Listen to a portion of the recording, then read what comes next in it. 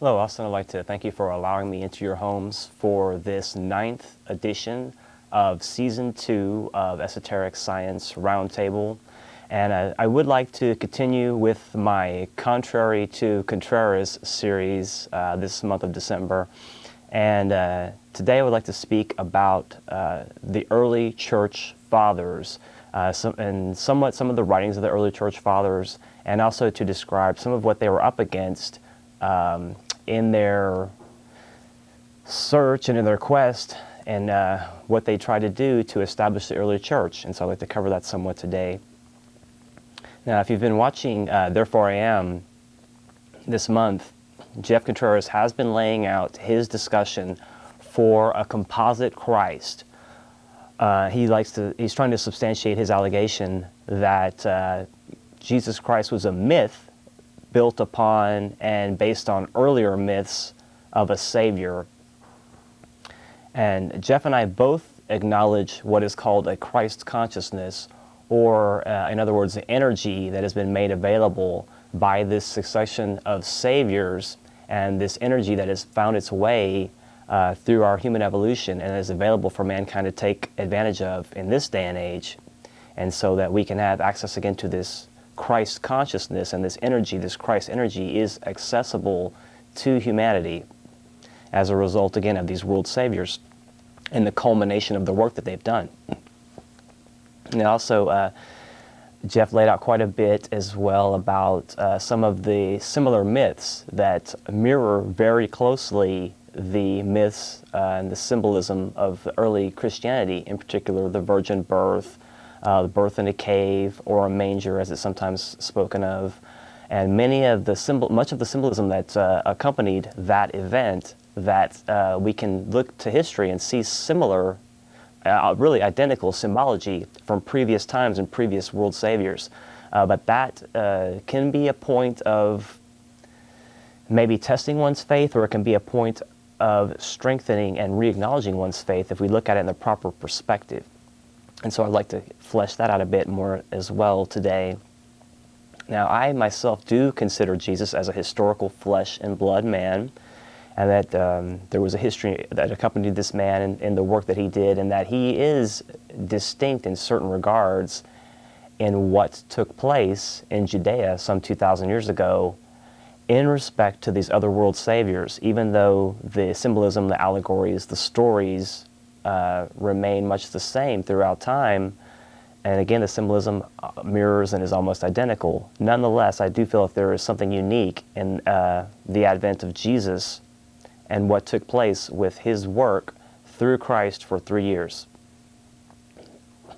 Now, I would also have to agree with the fact that there is little to none as far as historical writings that mention Jesus.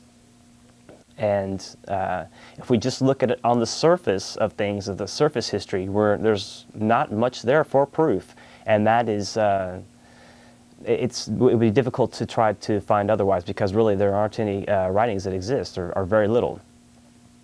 And there are some individuals that I myself admire that have kind of commented somewhat on the historical presentation of these facts, and again, the lack of presentation of facts for a life of Jesus. And these individuals, I want to bring up a few different individuals that do come from a very widely varying backgrounds, and they still more or less come up with the same contentions or same allegations about a lot of things. And so to me, that is a comfort to my faith personally, that you find from many varying backgrounds individuals saying essentially the same thing about quite a bit of this, as far as the lack of historical evidence, and also for why that still is not ultimately complete and conclusive proof that there was no historical man Jesus. So again, I want to demonstrate by using some people from diverse backgrounds. To start, the individual that I spoke of on last week's show, Edgar Casey, and Jeff did address that's not a very scientific way to allege that there was a historical Jesus, and I would definitely have to agree with that, but it's more so to bring out the point of the diversity more so than to say, hey, look at Edgar Casey, the sleeping prophet, he spoke in visions in a trance, and so we have to take his word that these things are true. By no means am I saying that, but I am saying that his accounts do fall in line with esoteric science and the tradition that is carried forth through those teachings. So again, not a very scientific method to trust that Edgar Cayce is, in his trance condition, is able to truly bring forth the truth, unless we have some way to corroborate that information by other means.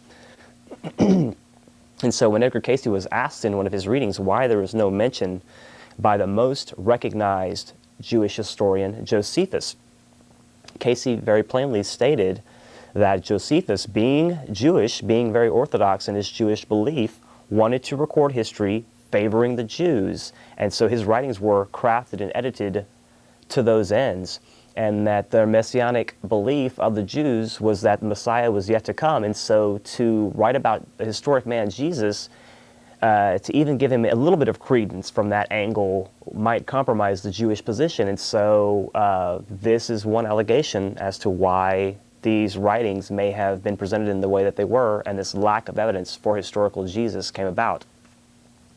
Another individual, Helena Blavatsky, who is often criticized as being anti-Christian, spoke of a historical Jesus, a factual flesh and blood Jesus.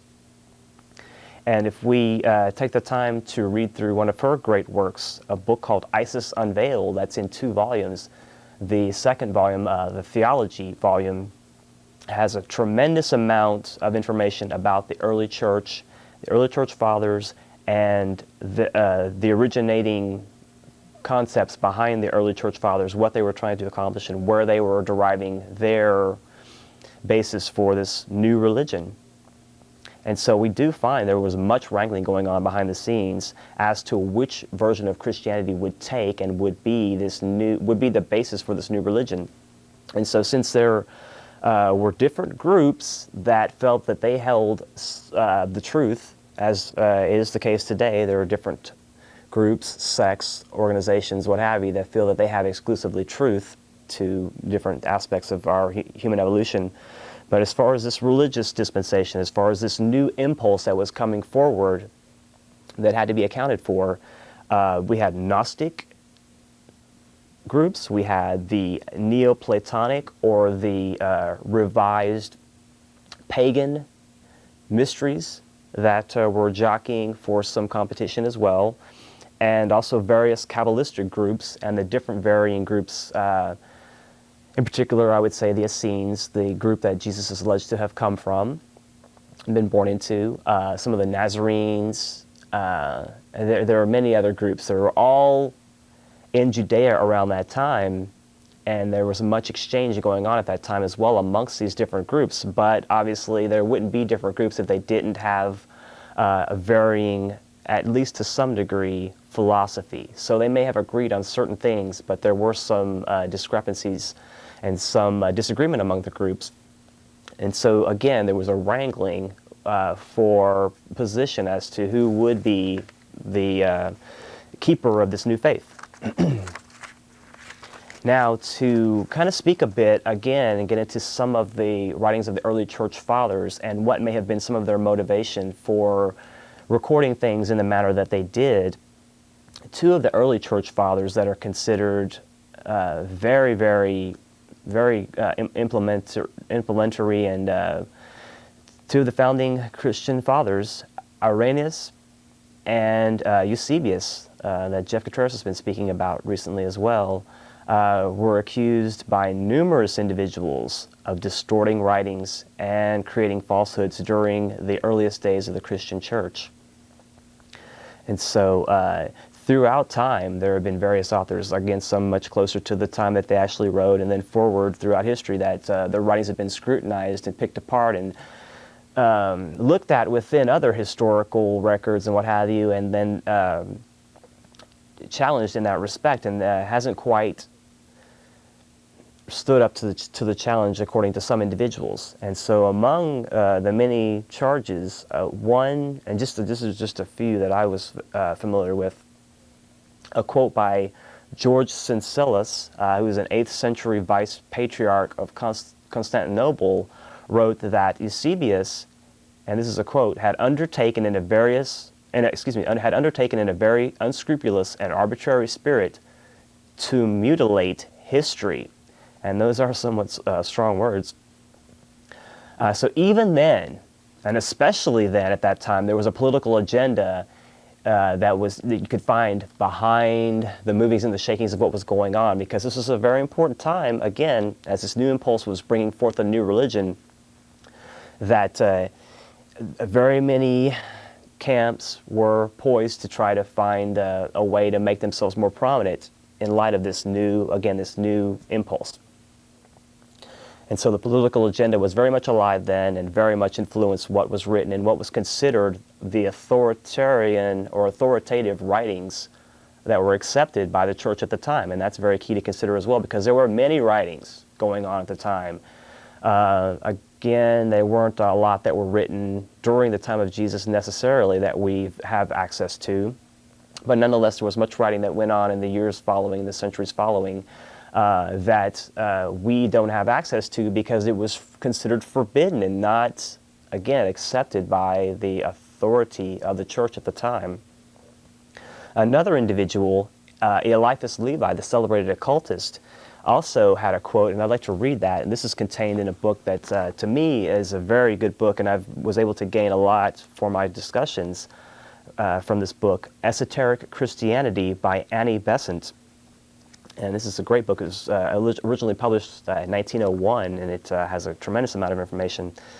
But Eliphas Levi, when he's discussing the mystery tradition and how it's enacted when it met Christianity and what took place, this is a quote from him. "A great misfortune befell Christianity, the betrayal of the mysteries by the false Gnostics. For the Gnostics, that is, those who know, were the initiates of primitive Christianity, caused the Gnosis to be rejected and alienated the church from the supreme truths of the Kabbalah, which contained all the secrets of transcendental theology. Let the most absolute science, let the highest reason become once more the patrimony of the leaders of the people. Let the sacerdotal art and the royal art take the double scepter of antique initiations, and the social world will once more issue from its chaos, burn the holy images no longer, demolish the temples no more. Temples and images are necessary for men, but drive the hirelings from the house of prayer. Let the blind be no longer leaders of the blind, reconstruct the hierarchy of intelligence and holiness, and recognize only those who know as the teachers of those who believe." And so also Eliphas Levi had strong words as well. And he's most well known for his Baphomet artist rendering that shows the goat seated with the crown at the flame at the top of the head of the goat. And he's most regarded for that drawing, and that has a lot of misinterpretation as well, because it should be inverted in the way it truly is, should be considered and rendered holy by that motion, by that revolving. And so Eliphas Levi actually was training to become a priest in the Catholic Church early on, but he left from the church to follow his own path, if you will. And so he's much regarded as, again, an occultist and an expert on Kabbalistic magic. Now, also, Jeff did take the time in his show to mention many of the world saviors throughout history whose myths, again, mirror that of Christianity and the early stories of Christianity, the myths of the birth of Christ in particular.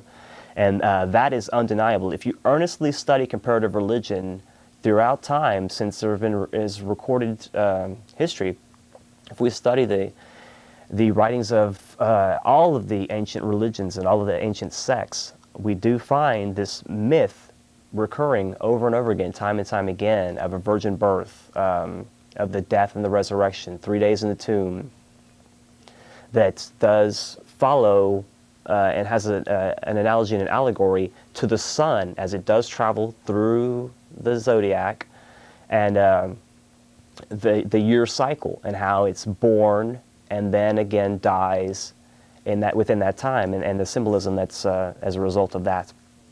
And so again, there are many solar gods or many solar saviors that this myth is that their lives are based upon this exact myth. And so that can be a point, again, as I said earlier, that could maybe shake the faith of some individuals if they weren't already secure in their faith and did have some understanding of Christ in a real sense.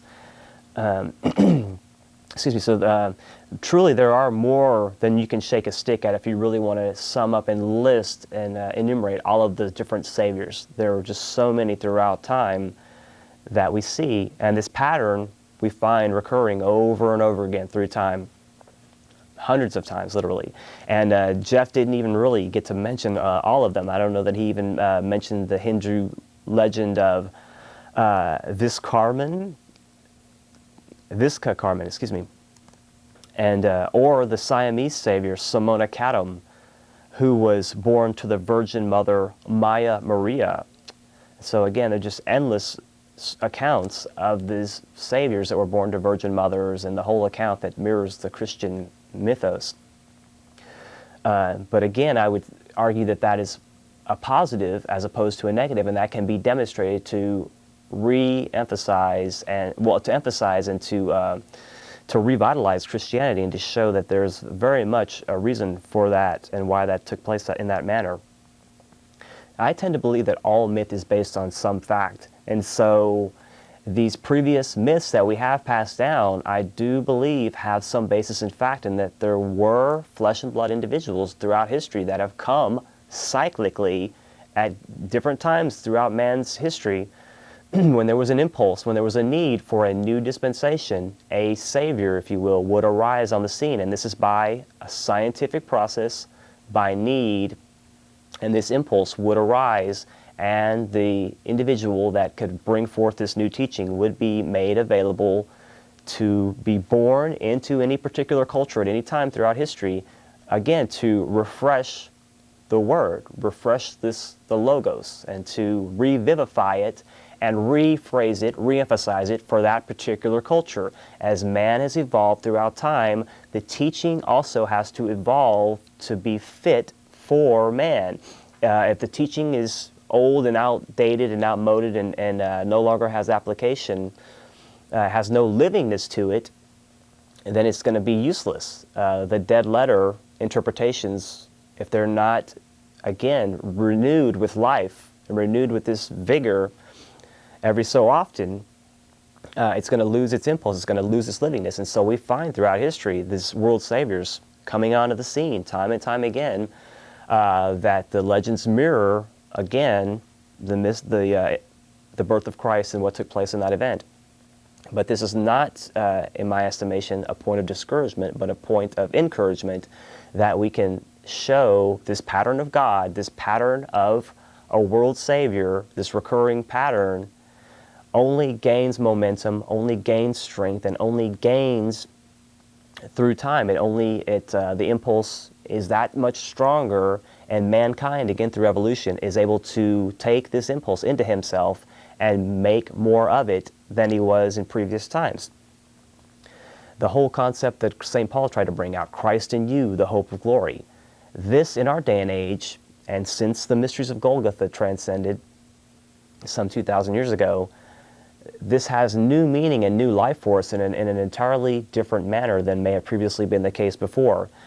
True, again, we've had these different examples throughout time, and worships and cults and sects sprang up around these different world saviors and the message that they came to bring at that particular time.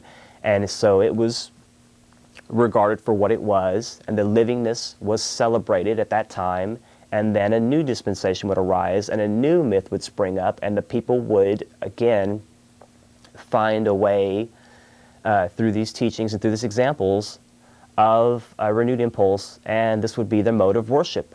And there would ever be, through this method, two teachings, an inner teaching and an outer teaching.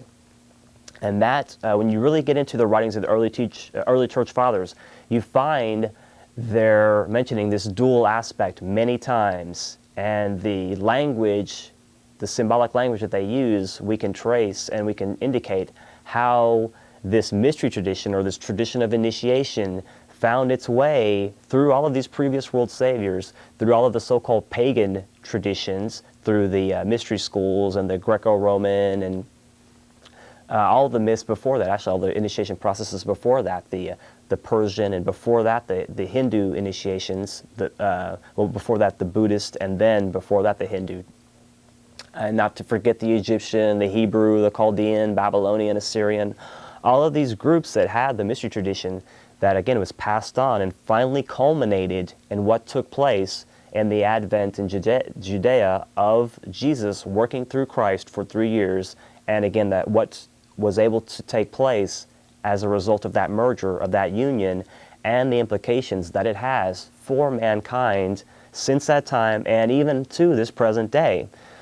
Jeff did mention the story from the Bible of Jesus telling his disciples to follow the man bearing the pitcher of water up the stairs into the room of an adjacent house, being a very clear sign of, meaning Aquarius, this new upcoming age that we have access to, this new dispensation that we're going to have access to, but nonetheless, the disciples were asked to follow this man. And so in other words, to bring this message of Christianity, this message of Jesus through Christ, and the livingness of that message, to bring that into this next astrological age, to follow that man into this next age, and by following him, bring with you what you've built into yourself, these mysteries of Golgotha and this understanding of Christ. Bring that knowledge, that understanding, and that completeness with you into this next adjacent house, into this future time. And again, it's a further indication that the mysteries of Christ are very relevant, and even more relevant now as man is still continuing to evolve, more so and more so, that the mysteries of Christ, man can even understand them more so now, even though 2,000 years more or less has transpired since that time. Our evolutionary unfoldment has allowed us to understand in a much deeper sense what transpired during that time. So that's something important to keep in mind as well. Again, there was much infighting with the writings of the early church fathers, and just one example of hundreds really would be the works of the Gnostic Basilides. He was known as the philosopher devoted to contemplation of divine things. And to me, that sounds like such a worthy thing, such a sublime title to give this individual, philosopher devoted to contemplation of divine things. That to me is a worthwhile task. And his 24 volumes of his interpretations upon the gospel were burned by order of the church, as were many of the early apocryphal books. And we don't have them today as a result, although they are recoverable at the inner plane level, at the Akashic level, that we can take our consciousness to a level in which we can recover past writings, thoughts, what's transpired in the past. We can recover it, and we can have an understanding of what these early church fathers were trying to accomplish in a real living way.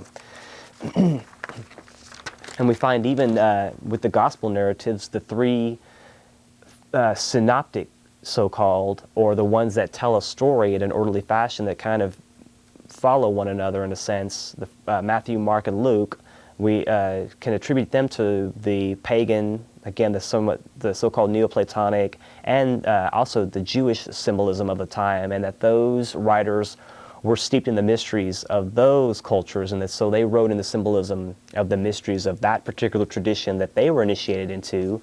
Likewise, the Gospel of John was purely Gnostic, if we can study that and understand its symbolic writings.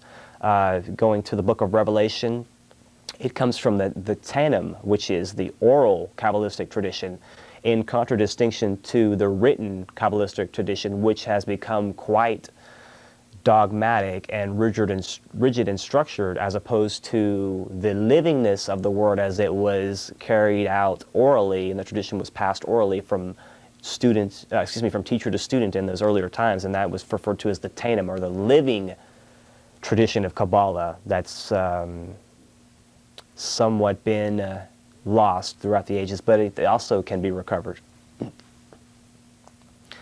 Let's see. So we find again, the early church fathers had a lot of challenges ahead of them, because they were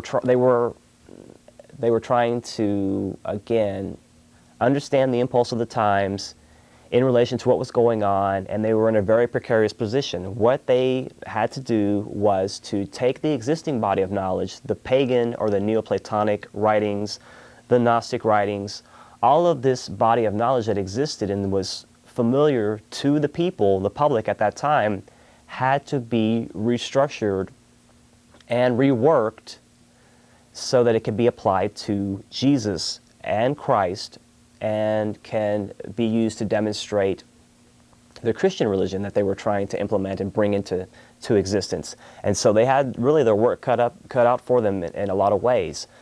First of all, they had to agree ultimately on what would be considered the gospel and what would not. And that took place much later, hundreds of years after the advent of the mysteries of Golgotha and what took place during that time. And so these writings that we find somewhat after the time of Jesus had to take into account the writings of the time and the traditions of the time, and not to alienate the people so much with this new interpretation that they couldn't follow along. You had to have something that was somewhat familiar to these people, and to bring that in to this new mythos, this new religious dispensation, so again, they could have something they could identify with, and it wouldn't be completely new and foreign to them, so that they could feel somewhat comfortable with it, and then they can embrace it, and it would be a little bit easier for them to step into acceptance of this new dispensation. And so again, the teachings were set out twofold. There was again the inner teaching that was given to those that were considered the elect, or those that were attempting to become perfect, as it is termed. And there were the outer teachings that were given to the public at large and the masses, largely given through parable, and that was the way that tends to work out. And so if I can read just a few examples of some of the writings of the early church fathers, and in their own words explain, or to give in their own words, and to try to kind of get some light shed onto what they were trying to accomplish with these writings.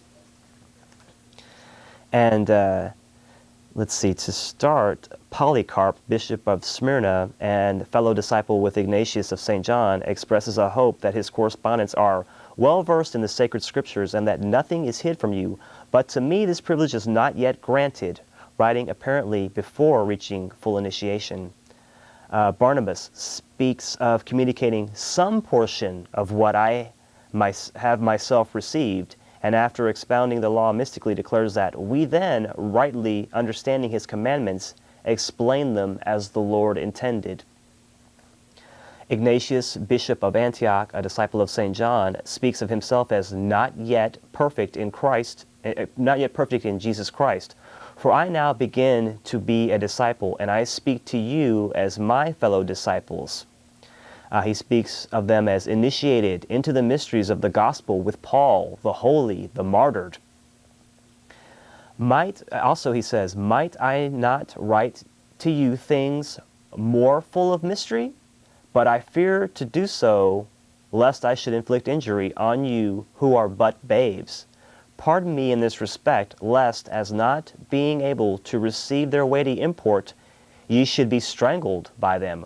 For even I, though I am bound for Christ, and am able to understand heavenly things, the angelic orders, and the different sorts of angels and hosts, the distinction between powers and dominions, and the diversities between thrones and authorities, the mightiness of the aeons, and the preeminence of the cherubim and the seraphim, the sublimity of the Spirit, the kingdom of the Lord, and above all, the incomparable majesty of Almighty God. Though I am acquainted with these things, yet I am not therefore by any means perfect, nor am I such a disciple as Paul or Peter. And so again, we see them trying to bring into the mystery tradition, which was familiar to the people, and that they themselves were initiated into, to try to bring that forward to individuals so that they also could take advantage of this mystery tradition. But in the Christian clothing and the coloring of the Christian dispensation, and that they felt the need to do this and to bring out these writings in this manner, and to again bring out this mystery tradition, but in the sense of the Christian mysteries, as opposed to the previous pagan mysteries and the various mysteries that they had been initiated into previously. So their initiatory process continues but they evolve through the Christian initiation at a certain period in time, and they are proponents of that philosophy at a certain point in time. Let's see. There are, let's see, there's another one that's just from St. Clement. The Lord allowed us to communicate of those divine mysteries and of that holy light to those who are able to receive them. He did not certainly disclose to the many what did not belong to the many, but to the few to whom he knew that they belonged, who were capable of receiving and being molded according to them. But secret things are entrusted to speech, not to writing, as in the case with God. And if one says that it is written, there is nothing secret which shall not be revealed, nor hidden which shall not be disclosed. Let him also hear from us that to him who hears secretly, even what is secret shall be manifested. And so again, we see emphasis again on the oral tradition as opposed to a written tradition, and how they were sometimes, they were very afraid of committing to written words these divine thoughts, that they would become constricted and restrained within the letter of the language, that they would lose again their meaning, their true, real meaning, and the livingness contained within the oral tradition. And so here's another quick quote by Clement. The mysteries of the faith not be divulged to all. It is requisite, therefore, to hide in a mystery the wisdom spoken which the Son of God taught. So there, again, much writing here. Another individual that we find that did a whole lot of writing early on, we find Origen. And Origen was one of the early church fathers that wrote pretty abundantly, and had a famous writing that was called Origen against Celsus. And so it's a series of debates against this individual named Celsus, and they're trying to debate, this new Christian dispensation and how it is compared to the mystery tradition of the previous ages, and this, that, and the other. And so they had again this debate, if you will. And so Origen, speaking against Celsus, whoever has clean hands and therefore lifts up holy hands to God, let him come to us. Whoever is pure not only from all defilement, but from what are regarded as lesser transgressions, let him be boldly initiated into the mysteries of Jesus, which properly are made known only to the holy and the pure. And to those who have been purified in heart, he whose soul has for a long time been conscious of no evil, especially since he yielded himself to the healing of the word, let such a one hear the doctrines which were spoken in private by Jesus to his genuine disciples. And this was the opening of the initiating of those who were already purified into the sacred mysteries. So again, this mystery tradition did carry itself forward excuse me, from this early mystery tradition, and then those that took in this impulse of Christianity added on the Christian dispensation and made that vivid and living as well, and tried to emphasize that aspect of it. And so again, there's much writing here that's available that we can go over and consider.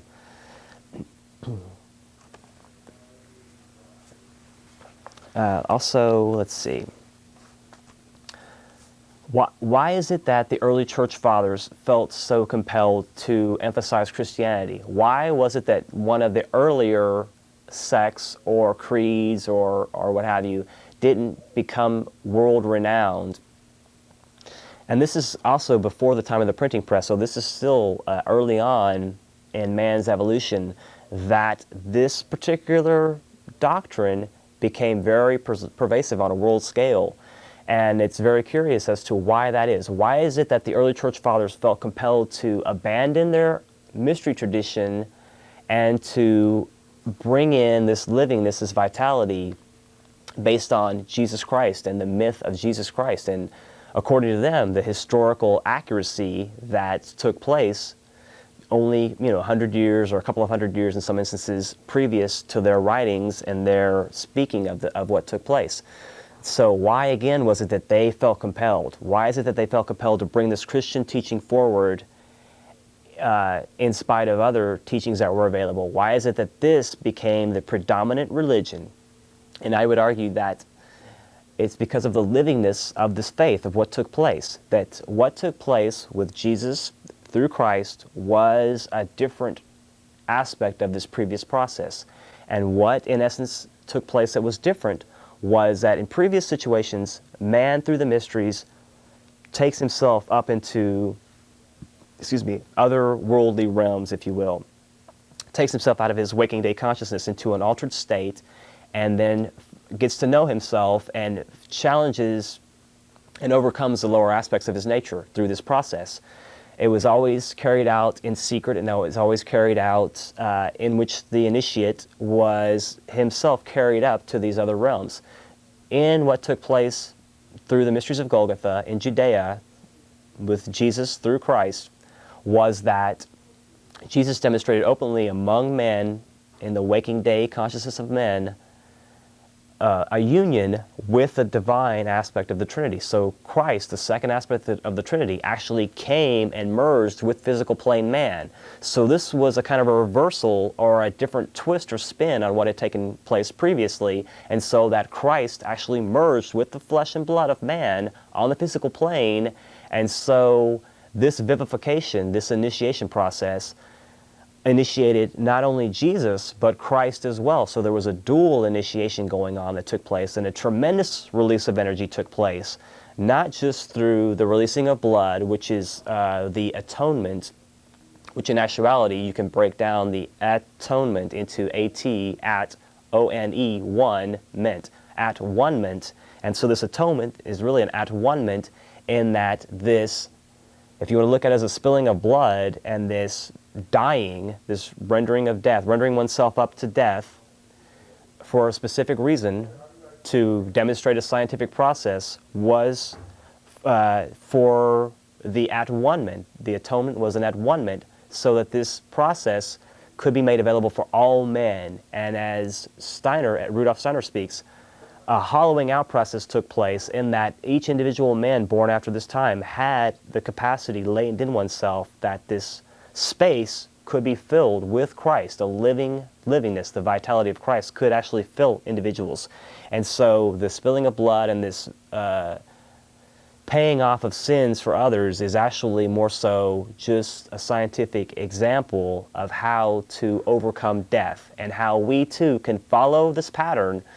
Again, as it's been spoken, Jesus was the pattern, Christ the power, and that is very important to emphasize that the pattern, although we've seen it previously, was emphasized and vivified in a new way when Christ was able to come to the physical plane and make himself manifest within the physical flesh and blood of a human.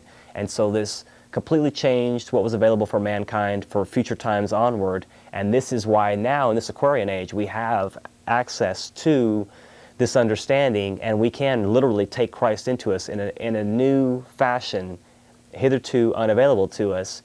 As we continue to evolve, we will continue to make more access with this Christ consciousness, and that in my personal belief will ultimately lead to the possibility, the very strong possibility and probability of Christ walking openly among the sons of men, and that Christ and the church invisible will work, teach, and act openly among the sons of men in the future, and that this Christ consciousness, so-called, will be the precursor or the opening that the individuals will make the way straight, and that this can be added on to when an actual reappearance can take place. That this is a building in process, scientific again, of evolution, and that as individuals become more Christ conscious, if you will, this energy vivifies and animates more individuals, and that energy spreads and spreads and spreads, and the amalgamation, the culmination of this energy builds and binds itself more so.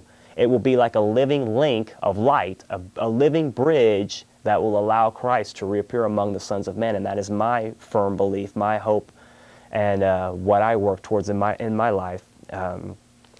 Not the, obviously I could probably be offering a better example than I do at all times, but I am trying to imitate Christ in that respect, and I think it's a worthwhile effort to pursue. So let me go ahead and grab a couple of calls, see what's going on this evening rather. Hello, caller, you're on the air. Hey, how's it going? Good, yourself? Oh, I'm doing excellent. My name is Doug Webb. I'm calling you from down at the Church of Scientology, and we're wanting to let you know we want to sponsor your show because we think you're doing such an excellent job spreading such terrible misinformation about world religions, and we believe that... Okay. I don't quite believe you were from the Church of Scientology, my good friend, but hey, you watched the show, obviously. You took the time to hold for a couple of minutes, and if I'm just at the very least provoking you to think and consider some things you hadn't considered previously, then that's the bulk of what I'm trying to achieve here this evening. So that being the case. So again, I would like to continue this a bit and flesh this out a bit more. Now, coming up on next Wednesday, on the 18th, the metaphysical philosophical meetings that Jeff and myself host, we're going to flesh this topic out a bit more in a sort of a debate fashion, a friendly debate. I don't want this to be an adversarial type situation, but I'd like to just kind of lay some of these concepts out on the table that we've both been discussing, and kind of between the two of us and whoever is going to be there at the meeting to kind of try to throw these ideas together and kind of come up with just whatever people tend to think, just bounce some ideas off one another and to kind of consider these things and consider what it means and consider a historical Christ or this Christ consciousness that we've been speaking of, or the lack of the historical evidence. Many of these aspects we'd like to kind of cover this ground a bit more and to, again, lay this out on the table to kind of make more understanding of it, to lay it out and to pick it apart so that we can have a fuller understanding of what's going on in this relation. And again, to have a fuller understanding. To not consider these things and to hide from them, I think, is a big mistake. There's so much available out there, again, through comparative religion and what have you. If we really take the time to earnestly, with an open heart and an open mind, study comparative religion, it's going to be difficult for us not to come to these conclusions that, first of all, again, as I spoke of earlier in the show, and as Jeff has been stating, that there are many examples of a solar savior or many myths of a solar god, whatever term you want to choose, that mirror, again, this astrological movement of the sun through the heavens, and that this is an allegory for man following this astrological symbolism and improving himself through this process. Again, a scientific process. I have to emphasize that this process has gone on for a long, long time, and this mystery tradition continues to be valid and relevant, and many individuals look forward to a time when the mystery tradition will be restored, and again, these schools, if you will, or these organizations for learning and teaching will be made available, and they'll be openly able to do this and teach openly and bring this information out. And my hope is that these organizations will be respected and well regarded, and that they'll be part of our future, and that, again, these Christian mysteries can be taught to individuals, and that these will again start to make up more so the foundation and the fiber of our future endeavor, and that we can truly carry the livingness, again, as Jesus spoke of following the man carrying the pitcher of water upstairs into the adjacent room, that we truly can carry this livingness with us into this next astrological age, this upcoming 2,000-year dispensation, and that we can, again, bring this livingness in and truly, truly emphasize it, truly accentuate it, and make it a livingness. Now, if we really want to, again, consider the fact that there are many examples of solar gods throughout time that completely mirror the myth of Jesus Christ and the birth tradition of what took place, and that there was not a lot of historical writing to back up an actual historical Jesus Christ, the one key component that has to be factored in, that cannot be overlooked or ignored, is faith. And that is a simple component that has to be considered. To still carry some form of belief, to still have some belief instilled in one's being at the very, very core, has to be carried forward at some level by faith. Faith being the substance of things hoped for and the evidence of things not seen.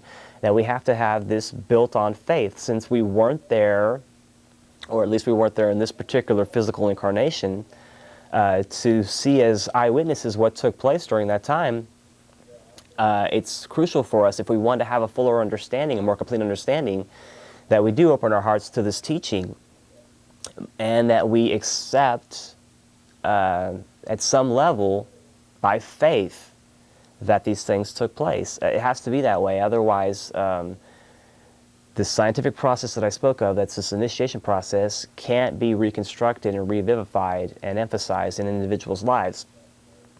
Again, this mystery tradition, in which individuals were isolated and set apart from the mainstream so that they could be instructed, it's not really practical in this day and age because of the hustle and bustle of the city life, and most people live in large cities.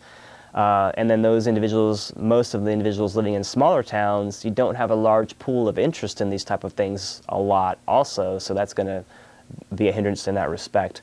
But being in the large cities, it's difficult to have these institutions set aside without, again, some infiltration from just the hectic city life. And so that's part of why the Christian mysteries have become emphasized and vivified, because we can come to an understanding of the Christian mysteries in the midst of this bustle and hustle of the city life. We can find Christ in you, the hope of glory, as St. Paul spoke of, in the midst of our daily activity in the bustle of the city.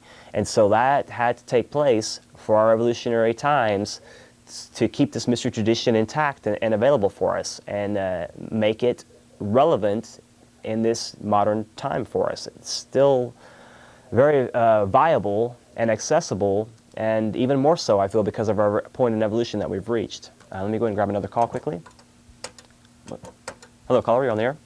Yes, I'm wondering if what you're talking about is other religions tied into Christianity. Well, in a large respect, I am, because if you really take the time to study other religions, you'll find from the most ancient times the myths that were built around the previous saviors from other cultures always had a virgin birth. Usually the name of the mother was a variation of Maya, Maria, Mary. It was a version of that name. There was always a star that would accompany, there were wise men that would accompany the birth. Gifts were bestowed. Now, are you talking about the morning star? Yes, there would be a star that would appear to indicate for those individuals that there was a significant event unfolding. And so if we really carefully study comparative religion, we see this myth repeated almost identical. It mirrors the Christian story almost identically. So we can either let that challenge our faith and say, oh, well, there's nothing new and unique to Christianity. Look, it's taken place hundreds of times before, thousands of years in the past. So how can there be anything new and living and unique in Christianity? Well, my allegation is that this process took place, and that what took place through Jesus the man was different than these previous times, because Christ, the second aspect of the Trinity, merged on the physical plane with man, whereas previously man would have to take himself to the divine in this process. Now, through the mysteries of Golgotha and the shedding of blood on the cross that we're familiar with through the gospel narratives, this process, this event has allowed every man to be able to take advantage of that mystery tradition, but in a real living way, because since that event, since God merged with man, we now, as men born into this world, have access to that same thing. And that so just what you're saying is that the other two men who were crucified on the side of Christ are actually uh, spiritual beings made like Christ. Is that what you're saying? And Well, in the account in the Gospels, actually, they were thieves, and right. one by his faith was saved, and that again goes to show that faith, even, and who did Jesus hang around with most more often than others? He hung around with the prostitutes, with people that were not really well regarded in society. The lower crust of society were the ones that he generally hung out with more so, and there's a good reason for that. Those were the ones that could make use of this message, and he could truly heal and help those individuals. Those individuals, you didn't find Jesus going into the church, into the temple, except one time in his adult life, and that was to kick out the money changers, and that was when he got a little aggro on them, and he wasn't there to teach or to preach peace by any stretch.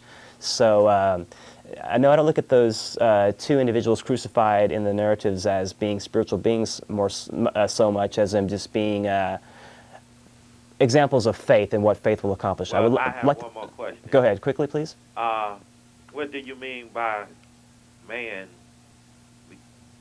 becoming filled with this, like, spiritual power from God? Okay, let me go ahead and let you go and I'll answer that.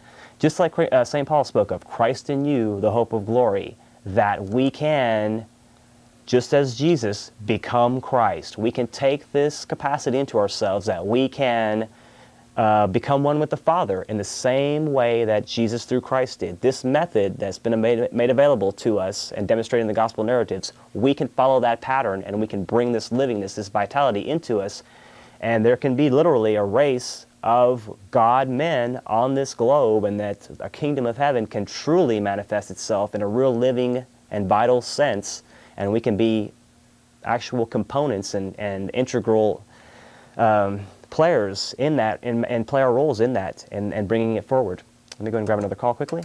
Hello, caller, you're on the air. Yes, I just have a quick question. Sure, go ahead. Do you see the current age where secular humanist is overcoming the message, what it's all about?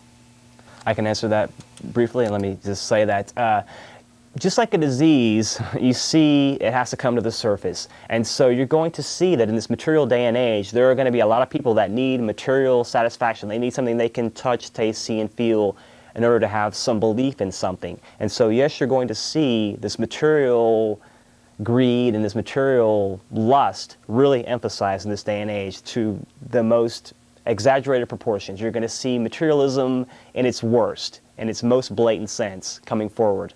But also, that is because these things have to be made clear. The ways have to be made clear so that this living impulse of Christ can come and replace this old decadent way, this old rotting and bad and evil, vile thing that's existed. And so this livingness has to come forward in that sense. And so all things are being made apparent now, but you will see as the secular subsides, this livingness of Christ will be more emphasized and accentuated, I think, in the future. And I think that the cyclic age and impulse is going to be indicative of that, and it's going to usher in new opportunity that mankind can take advantage of. And we can truly, as St. Paul said, have Christ in you, the hope of glory. That is my firm hope and my firm belief.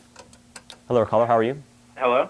Hi, how are you? Yeah, how's it going? Good. Okay, I have a question about how you would explain in a metaphysical... God damn it, that asshole.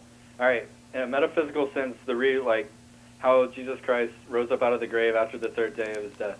Okay, I can pull that off to a certain degree. I mean, that's difficult to...